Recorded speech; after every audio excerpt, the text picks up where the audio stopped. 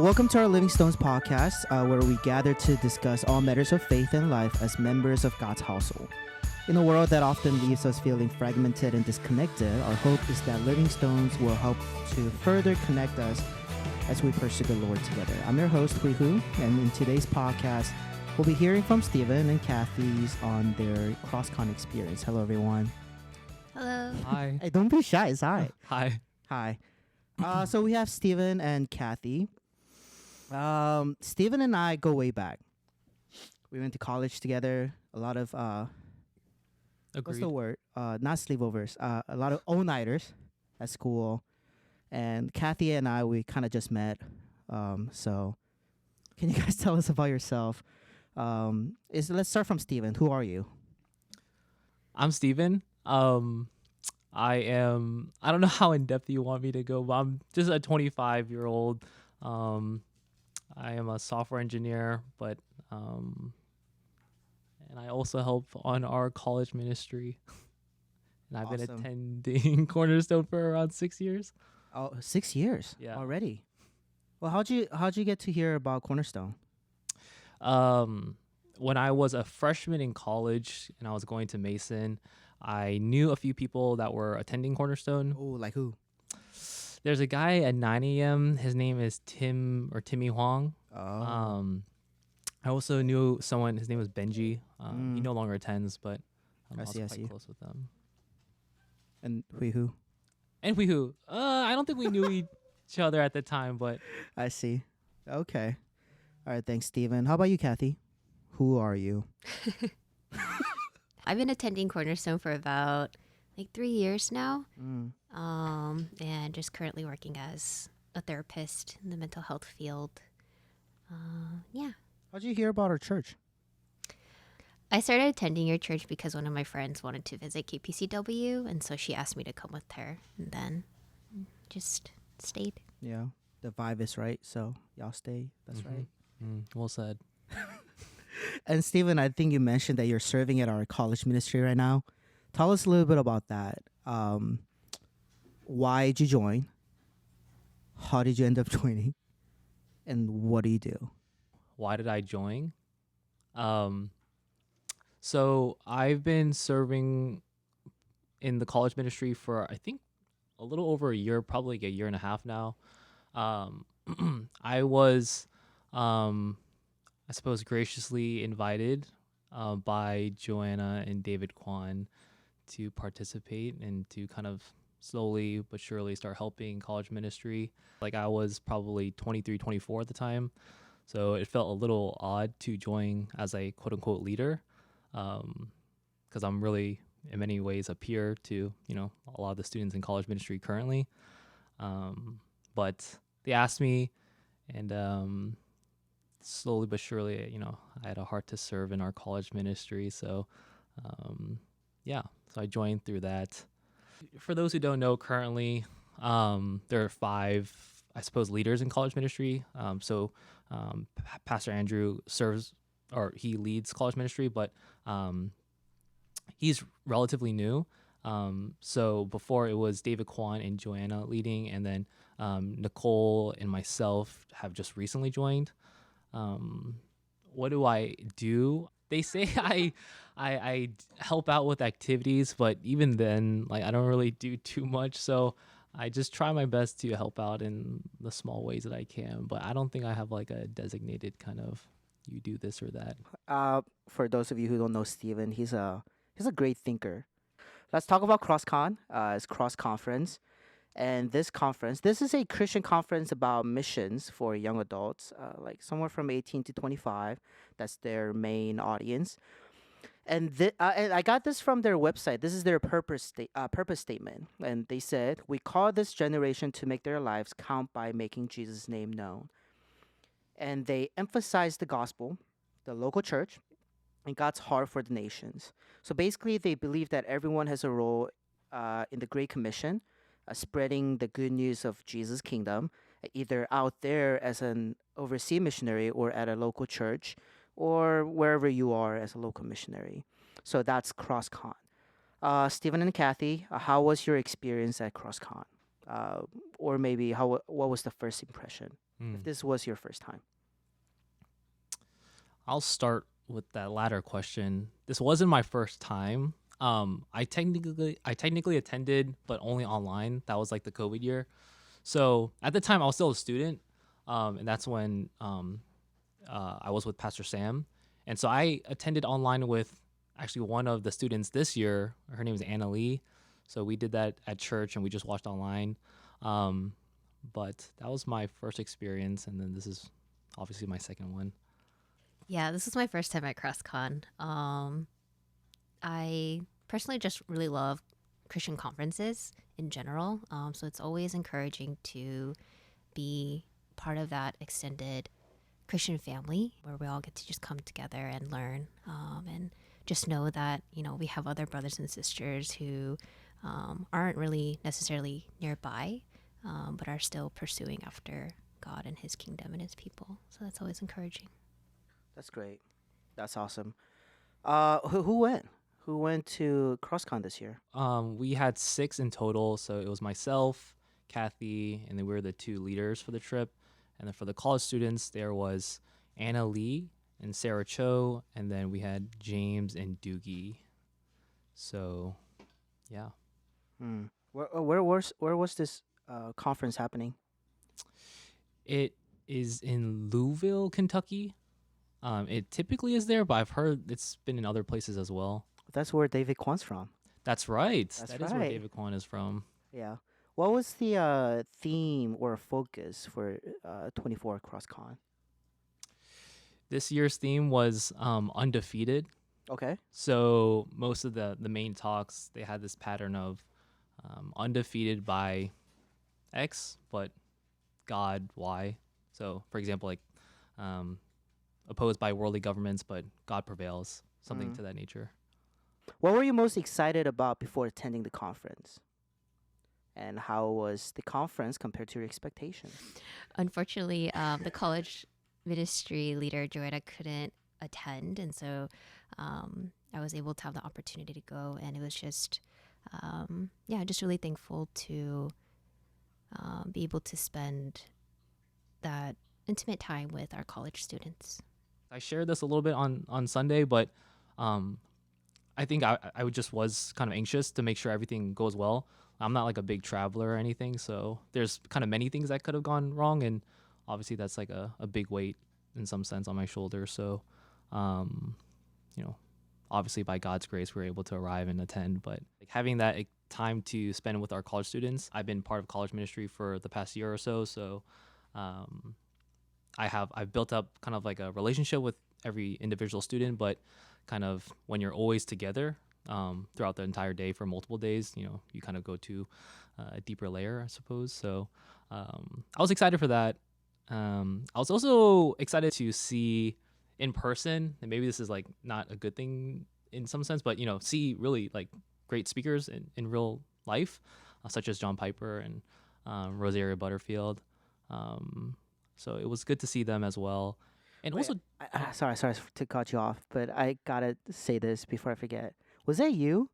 Ask me if you can get a get a photo and a sign from John Piper if you see him before you go on a conference. Was that you who asked me?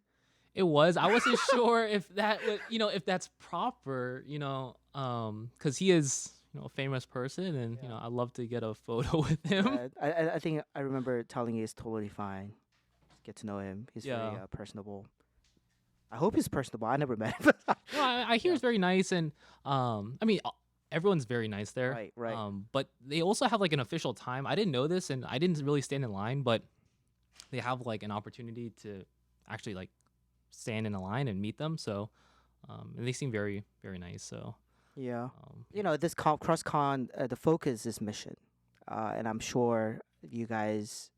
What did you guys think about mission before going to this conference, and after the conference? How do you guys think about the mission, the Christian missiology, the way we do mission differently, or I don't know, maybe you guys grew a deeper understanding or appreciation for missionaries, and you guys' role in spreading the kingdom of God.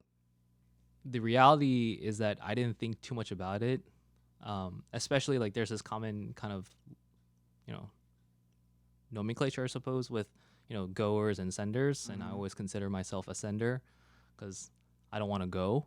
Mhm. Um, but I think there it kind of solidified some of the sentiments that Cornerstone has regarding missions, which is the mission really starts locally and it Mhm. starts, in the small mundane things. Mhm. I think that's something that I really picked up from David Kwan as well. But he would always say something along the lines of, you know, even though it's very nice, everyone looks to these kind of going missions as kind of the more exciting. But he's always reminding me that it's in the small things that we do in our ordinary like day to day life that kind of builds up to those moments. So I was also encouraged, at CrossCon, they would, a lot of the speakers would talk to that point to think that, you are actually a little bit arrogant to think that if you don't do it in your day to day life in the small things, what makes you think you're gonna go out when into a foreign country where you can't speak the language perfectly, and then you're just gonna preach God's word. Yeah, I second what Steven says as well. I think oftentimes we think of missions as, going abroad or going overseas or doing this almost like a grand trip to practice, being a missionary and evangelizing. But I think personally for me, this conference made me think about how I can have a missional mindset where I am right now with the people who are in my life. And it really made me think about like who or how I can be intentional with my time, with the people around me, with the gifts that, God has given me, or thinking about the purpose of where I am right now. And actually, I was really encouraged because kind of just seeing how Joanna has also like invested so many years of her life into like the younger generation and the girls that she discipled. You can really see the fruit in that, and just her heart for the next generation. And I think that was really encouraging for me to see, because that's kind of rare in a sense, to see someone so diligent in investing in others and caring for, yeah, just the younger generation. So it really made me think of, oh, like, this is actually how I want my life to look like too. Yeah, no, I do. Thank you for that. I feel like one nuance to understand Christian mission is that there are senders and there are goers. Mm. Is either you are a goer and you go, or you're a sender. You either support them financially or emotionally or things to that nature. But I think another nuance to understand Christian missiology is that everybody's a missionary. We do mission. We play a role in Jesus' commandment to spread His kingdom Mm. in the things that we do in our as a brother, as a sister, as a mom, as a father, as a son, as a daughter, as a friend, as a coworker, and having more richer nuance of Christian mission. I think that will help us to appreciate and really carry out the role that we have to play in this great story of Jesus's, I don't know, Jesus' salvation story, I guess. Rosaria Butterfield. Mm. And she has a great book on that very topic.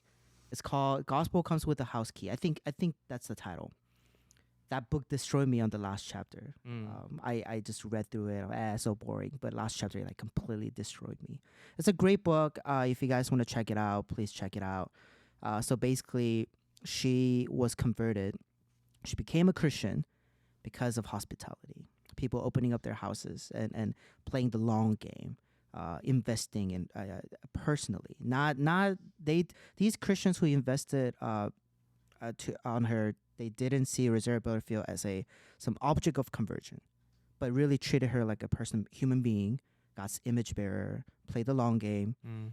Really showed her what it's like to follow Jesus, and yeah, and then she became a Christian. Um, yeah, so speaking of Rosaria Butterfield, what a fancy name, Rosaria Butterfield. Mhm. Steven really loved her, by the way. No, seriously, I love her I'm too. I'm a huge Butterfield fan. I mean, the good thing is like our church is a big fan of Right, Rosario Butterfield as well. So, and I go here. So, You know, I actually, I I think I was a sophomore. I don't know. I was in college, and she came to Arlington, one of the Anglican church. I forgot one of some churches. And she spoke there, and I drove there with a friend. I think his name was Jeffrey. He used to go to our church. Hey Jeff, I don't know if you're still listening to us, but yeah, he moved. But yeah, but she used to be a lesbian. Uh, what do I mean by used to be? She used to live that lifestyle, but now she's married to a man, and she has children of her own. And she used to write legislation for the gay movements and really speaking for that community because she herself was part of that community. But after becoming a Christian, now she is speaking against and speaking for a lot of Christian practices and ideas. And she was one of the main speaker or one of the speakers at this conference. Tell us a little bit about what she talked about, if you guys remember any. She wasn't one of the main talks, but she did participate in a lot of like the major events, particularly I think the one-on-one interview and this, I suppose, a breakout session. Kind of thinking off the top of my head, I can't remember too much about like the actual subtitle or the title of what she talked about. But I do remember like snippets of what she said and like the way she acted, and kind of her heart, the sense of her heart. So yeah, I was just so impressed. I think of her very much. Maybe this isn't a really good analogy, but a like kind of a modern day Paul in some sense, right? Like the world, in theory, you know, she was a tenured professor in literature, a very vocal person in like LGBTQ movement. Um, Basically, someone where the world would really kind of praise her.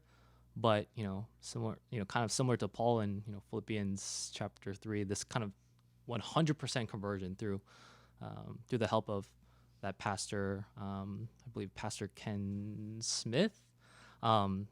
There's just like kind of this 180 conversion. So hearing her testimony was truly encouraging, and the boldness that she speaks with kind of reminds me of Pastor Paul in some sense.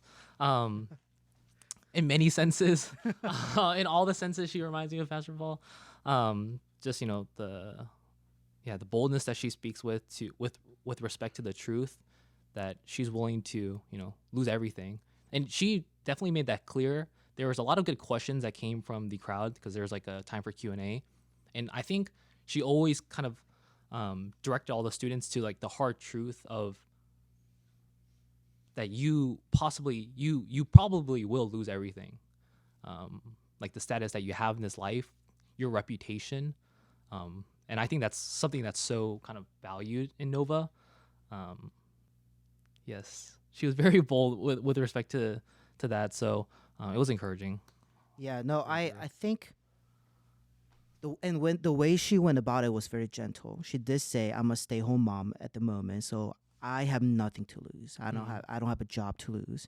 I can be vocal about Christian truth," and she acknowledges the risk and the danger, and the potential of losing jobs and friends of speaking truth for Jesus at your wherever you are. How do I know that? Because I watched the YouTube video. If you guys are curious, I think some of the talks are on YouTube now, CrossCon 24. So if you guys are curious, check it out so that next year you guys can go with Steven again. But yeah, and then she's very gentle, and she knows the nuances, and yeah, she's very bold in her sharing. Many of you guys know Steven shared a testimony during 9 and 11 a.m. and it was really good. Thank you. I was super blessed, and I remember him talking about Kevin DeYoung talked about Daniel 3, his three friends, in a fire furnace, because they just won't bow down to the golden statue that King Nebuchadnezzar was telling them to bow to. Can you tell us more about that? I feel like you could, because of the time crunch, you couldn't really share everything that you wanted to share. With respect to Kevin DeYoung, I think like a theme or just like my personal experience at CrossCon with regards to all the main talks, is that I wish I was a better listener, but there are just kind of these small snippets that I just picked up. And during Pastor Kevin DeYoung's sermon, it was that one kind of statement that he made, that the conflating the rationalizing with our rational faith, and how we tend to do that. That really struck me, um, because I suppose I'm a rationalizer. I'm the number one rationalizer. Um, when you think of like Shadrach, Meshach, and Abednego, um, you know, they're only just for chapter 3, like it's only just a few paragraphs, but it is so powerful, their demeanor, in the face of death itself, right? And a very painful death, perhaps a undeserved death, um, that they are still willing just to go into the fire, perhaps a little arrogantly towards King Nebuchadnezzar, just to stand up with their chest straight, saying that they won't bow down to this golden image that he had set up. Um, I think simply put, there's so many things that we have that can kind of resemble that golden image in our day-to-day life. I think personally for me, it's like the typical issue of money, especially in Northern Virginia, that really I rationalize everything or justify all my choices with respect to money. Even when it comes to like tithing or offering, I don't fully tithe, and I tell myself like, I'm going to incrementally get my way there, but I always have excuses for, cutting back because, quote unquote, times are tough in Northern Virginia. No, but I no, if I really like that story. And there's a song written by Hillsong. It's called "Another in the Fire." It's a great song. If you guys want to listen to it, but yeah, the three friends, in many ways, they actually adopted Babylonian names. In many ways, they were good students when they're younger in the palace. They were taught to read the stars, do those kind of pagan things, Babylonian pagan practices, and they were good at it. They were the elites of their culture. But when it really came to the moment of, are you willing to compromise? They weren't willing to. And if you look at the entire book of Daniel, the way they talk to kings, they're supposed to be put to death. They're not supposed to talk to King Nebuchadnezzar in that way. But yeah, I think it's for many of us, like you said, at the end, who are we truly worshiping? And with that orientation in whatever we do we consider ourselves as a reflection of who we worship, so that we can properly play out the role of in a great commission? Are we reflecting the one who has all authority in heaven and on earth, whom we can proclaim and know that when we proclaim, Jesus will save whom he wills? So that's really good. Thanks, Stephen. I'm not some unique special person. This isn't like a unique struggle. I think a lot of people struggle with this, but anyone who knows me knows that I always talk about this, and I always, kind of talk to the college students about this as well. The kind of the problem of money, and this is why Jesus says it's hard for a rich person to enter the kingdom of heaven, especially when it comes to. I think one story in the New Testament that really moves me is the rich young ruler, because I think it definitely exemplifies who I am. That I think I check off all the boxes. In many ways, I'm I attend church weekly. I'm a leader in college ministry. I'm a quote unquote good person. So good teacher. What do I need to do to gain eternal life? And how does Jesus respond? Very simply, he says, sell all the things that you have and follow me. But like myself, very similar to the rich young ruler, how does he respond? He walks away very sorrowfully. I guess, that's just something that I've been struggling with. There's a dissonance that I say I follow Christ, but yet when I come face to face with something very simple, such as, are you willing to lay down your life? Are you willing to sell all that you have and follow me? Um, I just, it's hard for me to fathom a reality that, or where that's possible. And I don't see it, even like the small things in my life, such as tithing and things of that nature. I think one of the things that really spoke out to me during CrossCon was when John Piper spoke. And he was just saying that, we really don't have control over our lives and that we don't plan our lives, and that we should be pursuing holiness in the Lord. And, he always says this quote of, God is most glorified in you when you are most satisfied in Him. And I think that just made me reflect on just what it looks like to release control over to God and fully trust in His faithfulness and His plans. That He is sovereign over all, regardless of where you are in your life. And to me, that was encouraging because it just provides a lot of freedom when you release control to God. And I just remember like praying that, I would delight to surrender my life to Him, to give me fear about wasting my life, that I want to be deeply submissive to what He gives me in my life and what He is asking me to do. I think out of this conference, it really made me reflect on how I want to be intentional with my time, and that I really don't want to waste this year just pursuing after like worldly things or pursuing after my comforts or things that I might find enjoyable. Not to just, live my life for that, but truly consider where He's guiding me and the purpose that He has for me personally in my life.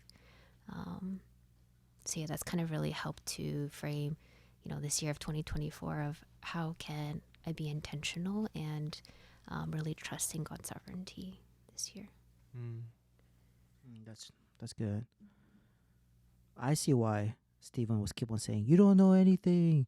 You don't know anything. Only God based on- does." because John Piper. Yeah, because of John It's Piper. true. Like, I mean, he didn't say that. I said that on behalf of him. But I mean, you don't will anything.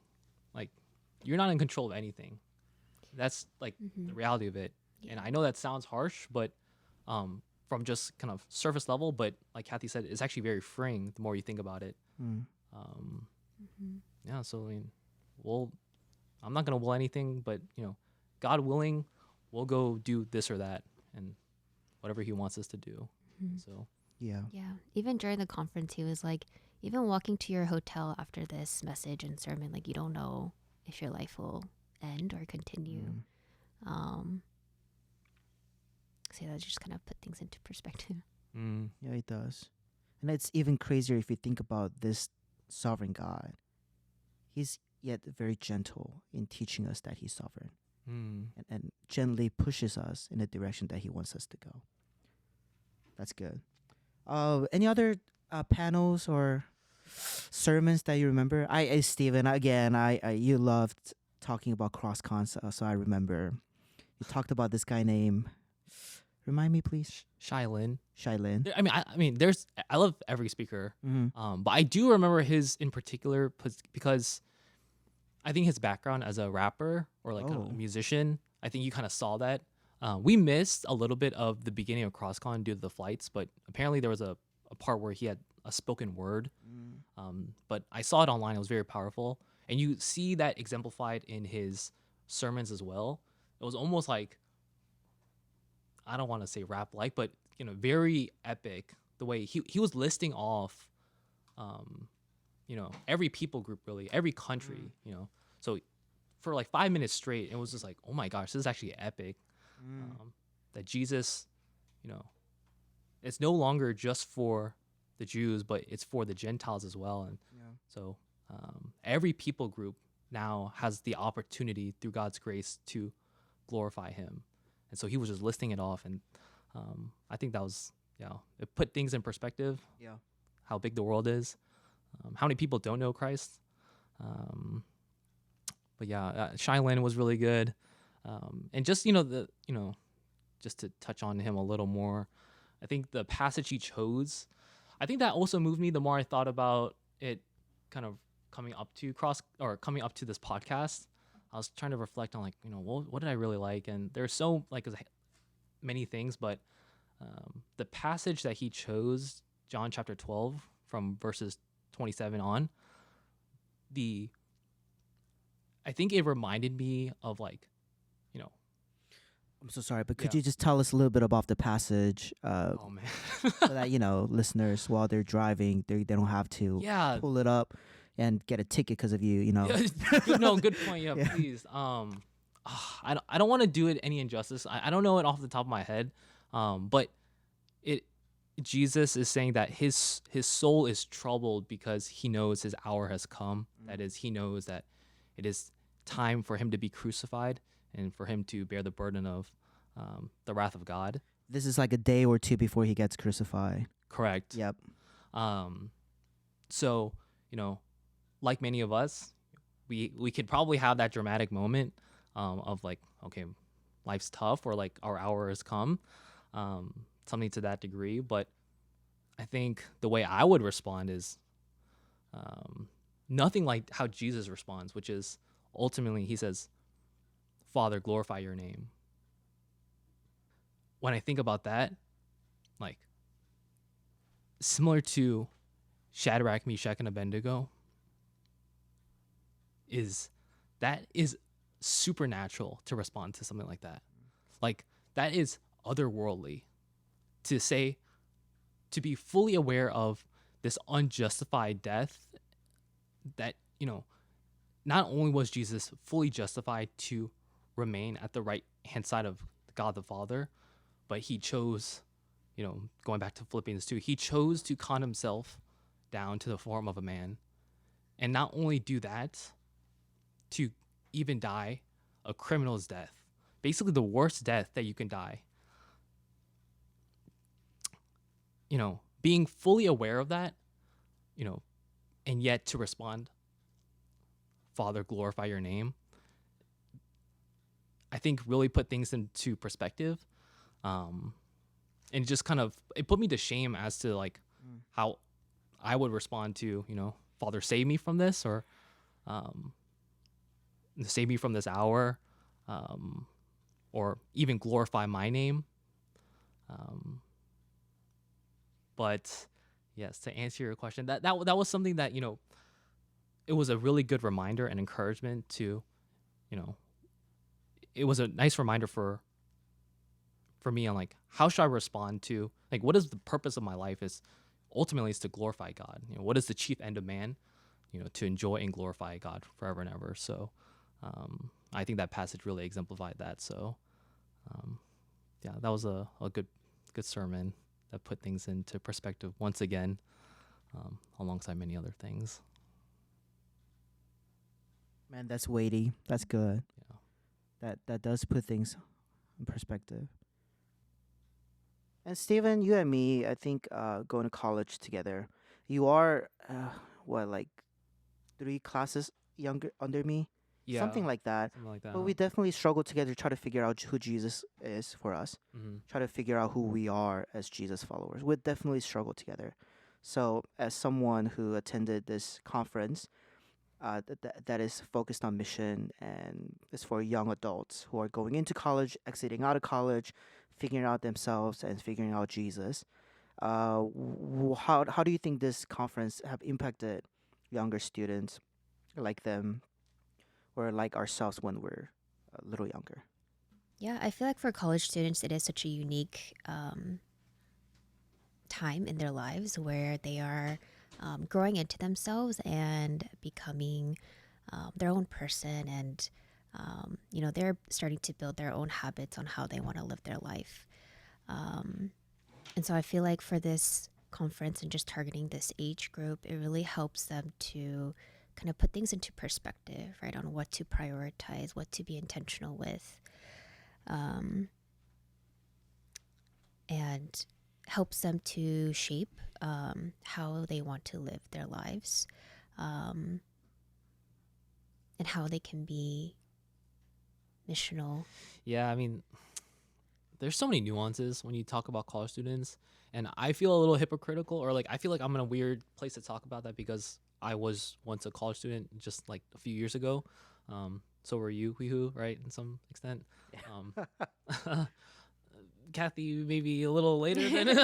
Just, no, no, no, no, no, no, no, no. I'm yeah, no liar, but yeah. So there's like a lot of nuances, like Cathy said, like you are becoming your own person, and you're also like your worldview is kind of being solidified, and you're not a child anymore.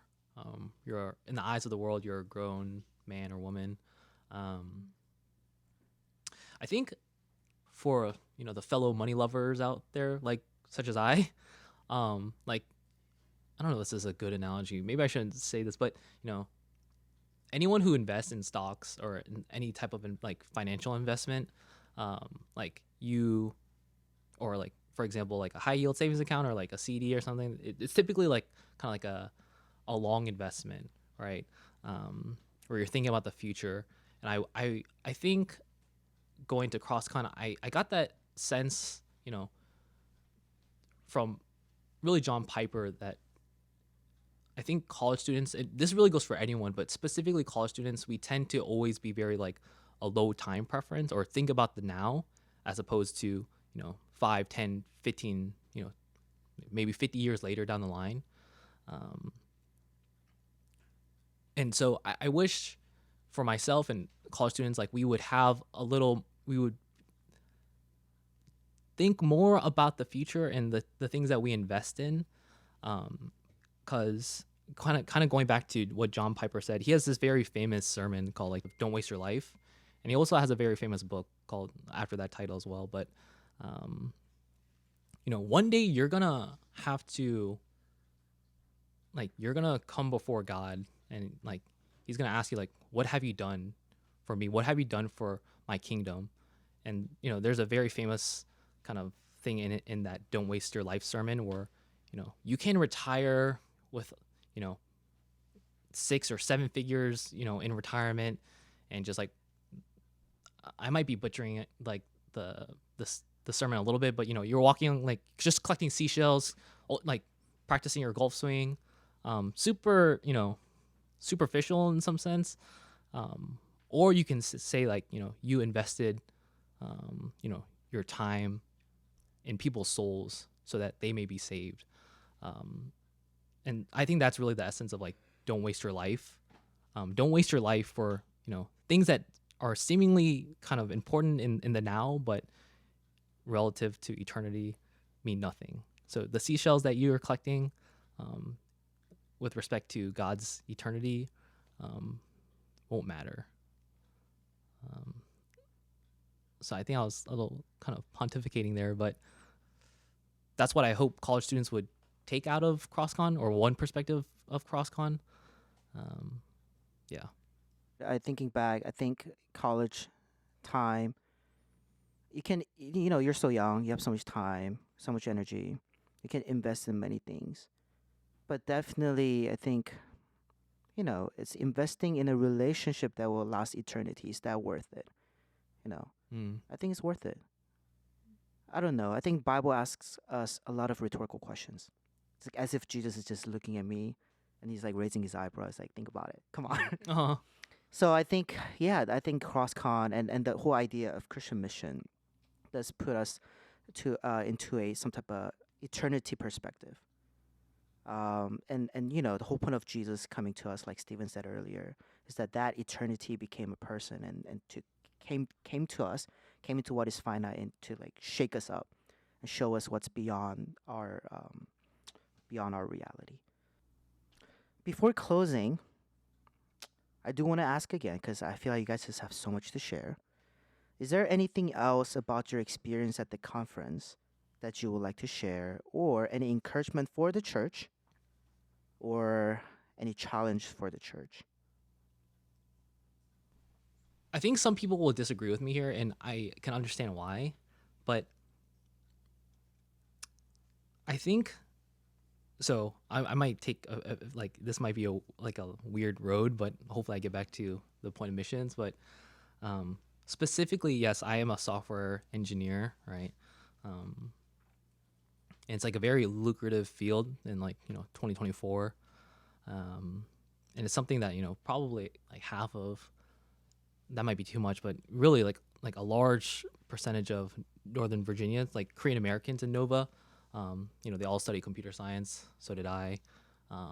With the kind of future prospect of I'm going to make a lot. I'm going to myself up for success. Um, I think if there was one thing I could share with the church and with regards to just layman software engineering kind of occupation and kind of going back to missions is you hear this a lot, but it matters. Like, who are you in the workplace? And this is something I really like. I'm like actually like kind of shameful to talk about it because I think if some of my coworkers were to see this podcast, I think they would be dumbfounded to say like Steven is a Christian. And like that is I think some people would know that I'm a Christian, but to even have the audacity for me to speak on money, to say that the love of money is bad. Well, I think they would have the complete opposite view of me, that this man is a money lover, and he's always kind of bothering his manager for raises and whatnot. And the typical Korean American, like I keep honing in on that because it's just like the cultural thing that I've been grew up in, like wring every drop from your company, like get what you deserve type of feeling. And there's a dissonance there, right? Like, is that really Christ-like? And so to that effect, like who are you in the workplace, and are you living a double life? And trying to be a little more cognizant with that. And it's also people will say work is work, and like I think that is true. Work is work. That's a fact. But I think it would mean a lot. Work is important in my opinion. And I think you see that in like in Genesis 1, right? Like, we reflect God the Father, who also worked those 6 days, and he saw that his work was good. So with that, I would love to, I just hear so much like, oh, just work is work. I'm just like trying to lay in bed, and like I don't work a remote job, but like there's a lot of people around me who work remote jobs, and like I'm just trying to just do the minimum and gain the maximum. And I think it means a lot for you to have passion for your profession and to see that your work is good, because I believe that that reflects God's image. So this all kind of leads back to missions to some degree. It's it's like the really small movements in life, the really mundane things where people really start to, see that this person is different. He is set apart from me. He's set apart from the world. There's something to him. So, yeah, I don't know if that made sense, but No, no, that's amazing. Um, no, but no, I do. I serve, college ministry, not at our church, but fellowships and for youth group students. I do emphasize and I do tell our students, it really breaks my heart when I go somewhere else and the other group of students, they know you. And when I tell them I'm their pastors, and they go like, "What? So and so was a Christian?" That will really that really breaks my heart. I'm like, "Wait, how are you? How are you? What are you doing at school?" mm-hmm. you know. So, and I think Apostle Paul, I feel like 21st century American Westerner Christianity did really good job on talking about doing the big things. In our circle, we say things like, "For Jesus, make sure you don't, go with what the pronouns thing, with the culture thing, whatever." So on, those kind of big things. But really, in day to day small things, how can we be missional? And there's a good book on what Stephen just touched on. It's called "Practicing the Presence of God." Mm. It's written by a lay member. It's just a chef in a monastery, and he talks about how did he practice the presence of God. If the Holy Spirit truly resides on us or in us, then it's not like we sometimes activate that Holy Spirit and then all of a sudden we're in the presence of God. No, we are in the presence of God. So how did he live out that presence of God just as a chef? Mm. Normal things. And one of the nuance is that you enjoy your work, or you just be a very good worker. Like good as in like you're just faithful. When the manager gives you a task, you know that just make your manager feel like yeah, he will get the thing done Mm-hmm. on time. If you're a student, then be a type of student your professor will know he's not going to ask for extra time. Uh, or when your friends know that you're not a type of student, they will go to and be like, let me see your answers. Mm. Just be a good student, Mm. normal student, not like Jesus this, Jesus that, and weird people out. But when they found out that you're a Christian, they will be like, oh, no wonder. I think for me, just kind of reflecting back on the conference or just conferences in general, I'm always encouraged and motivated by the speakers because when they're speakers for a reason, right? Like they just have like a wealth of knowledge. They're seasoned Christians, and just kind of thinking about um, like how they've lived their life to kind of come at this point at where they are. Um, right? It shows that they have a ongoing and daily relationship with the Lord, or at least are pursuing that. Um, and so that makes me reflect on um, just kind of myself and the things that I hear from our community as well. That it's sometimes hard to maintain a relationship with God or pursue after Him. But in reality, it's a choice, right? How we choose to spend our time. Are we gonna spend it on things that we enjoy or socializing, or are we gonna actually carve out time to know our God, to have time to just sit and listen, to sit in His presence? Like, are we people that if we would hear God's voice, like would we know that that was God speaking to us? I think those are kinds of the things that kind of come to mind, that we can be faithful with our time. We can choose to pursue after Him. And it's not because of the busyness of, I don't know, like what society tells us we should be pursuing, but it is really up to us to carve out that time for Him. Mm. That's good. Beautiful, beautiful. Thank you, everyone. Thank you, Stephen. Thank you, Cathy. But since this podcast is for CrossCon and for college ministry, a little bit, a little bit of Mhm. that. Stephen, do you have any prayer requests for your ministry before we close our today's episode? Yeah, I think if I could have any like first is like a request from our church, um, both in prayer but in kind of practical terms. One thing I wasn't really privy to was I was a commuter when I went to KPCW, and I love my time in college ministry, but I was always here. One thing I'm really struggling with, and like something that college ministry I think historically has struggled with, is how to better take care of students that aren't always here. So our away students, whether that's in Virginia or not. Um, so with that said, I think whether you're on a welcoming team or whether the college students directly or indirectly, like I think I hope we could be a church that is much more welcoming. I don't think this is a surprise, but I think Cornerstone has kind of been known to be a little cold. And that's myself included, right? I mean, everyone has their, social anxiety is like a real thing.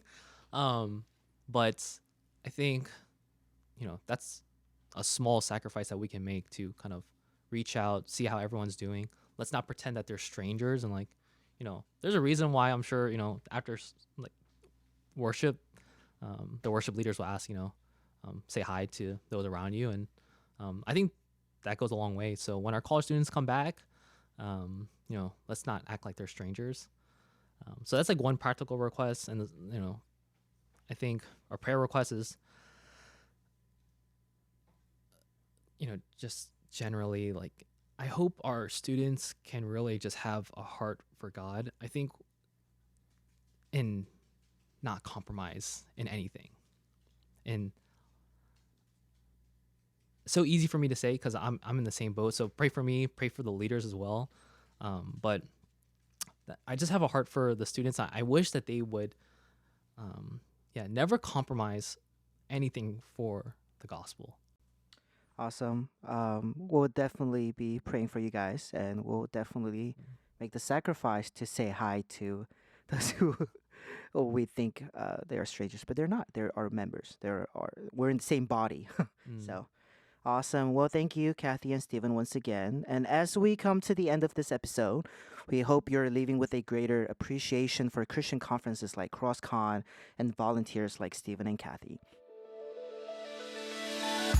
If you found value in today's episode, we encourage you to share it with others. And remember that you are not alone in this journey. We are fellow Christian travelers. We are members of God's household, united by our shared faith in the Lord and the desire to grow together. So until next time, may God's grace and peace be with you all.